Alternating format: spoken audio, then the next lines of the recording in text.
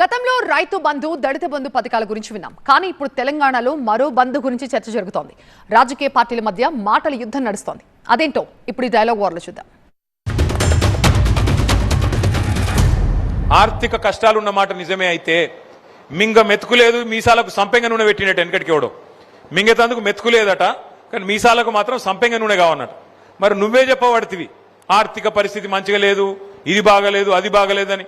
మరి నీ ముఖానికి ఆ 1.5 కోట్లతో మూసి సుందరీకరణ ఎవడు చేయమన్నాడు నిన్ను?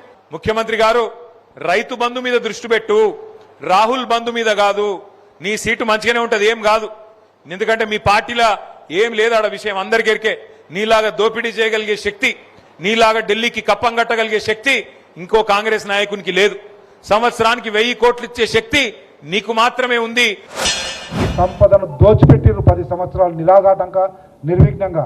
కల్వకుంట్ల బంధు పేరు మీద, కల్వకుంట్ల ట్యాక్స్ పేరు మీద మీరు చేస్తే రీటైల్గా కేటీఆర్ బంధు, కేసీఆర్ బంధు, కవిత బంధు, హరీష్ బంధు, సంతోష్ బంధు, ఇట్లా ఎవరికి వాళ్ళు రిటైల్గా దోచుకుని హోల్సేల్గా కల్వకుంట్ల దోచుకుని మొత్తం కుటుంబం.